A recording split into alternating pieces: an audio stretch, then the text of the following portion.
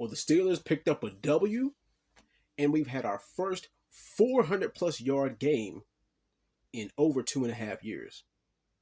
Well done, Steelers. Well done. Now, by no means was this a perfect game, but it was definitely a solid game all around, from the offense, from the defense, the special teams. Now, there's still a couple of miscues, a couple of penalties that could have been avoided, and a couple of missed throws. And of course, there's that one controversial call about whether Deontay Johnson called that ball in the end zone or not. But we can go all day on that. You know, we always get the crap in on receiving calls like that. But other than that, pretty solid game. And once again, the running game for the most part carries the day. And as far as receiving, Pat Fryermuth was the MVP of the game. His first 100 plus yard receiving game.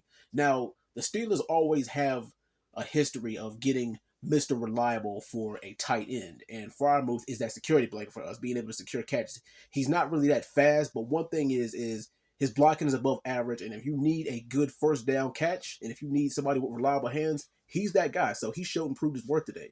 And he was missed when he was gone, trust me. And as mentioned, our running game, we have a extremely reliable 1-2 punch with Najee Harris and Jaylen Warren.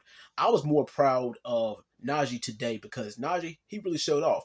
And he needed a game like this because a lot of people are questioning him. And me, I was one of those people who was not ready to give up on him yet. So he really showed out. And Jaylen Warren, that guy's a pit bull. Like, there's not much needs to be said about him. The only thing I can say about the running game is keep doing what you're doing. And as far as the blocking is just as important, if not more important, and pivotal to our running game. Minus that one little ticky-tack holding call from Broderick Jones. You can say it was blatant all you want, but hey, like I said, I'll take it. And even some decent blocking from our other tight end, Washington. So yeah, our O-line is starting to step up the game and pick up the pace too. And our defense.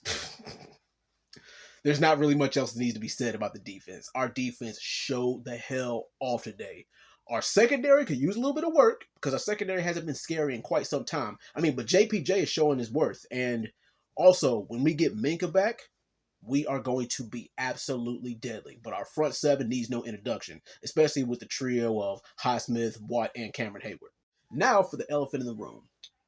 How was Kenny Pickett's first game without Matt Canada calling the plays? Kenny Pickett, for the most part, had himself a game without Matt Canada calling the plays as the OC. Now, mind you, he's not really that good against the blitz. Not many quarterbacks are, especially when you got 7 253-pound men running at you at 4.3 speed. But yeah, he looked solid. He looked poised behind that line. The offensive line gave him time to throw. And his decision-making was better, too. No god-awful jet sweeps, no holding onto the ball longer than you have to, even though I think he did take 1 sack in this game. But other than that, Kenny Pickett probably had the best game all year, minus the one against the Raiders. But if I had to give this game an overall letter grade for the Steelers, I'd give us a solid B. But anyway, what do you guys think of this game? And also, what do you think going forward with the Steelers in this direction?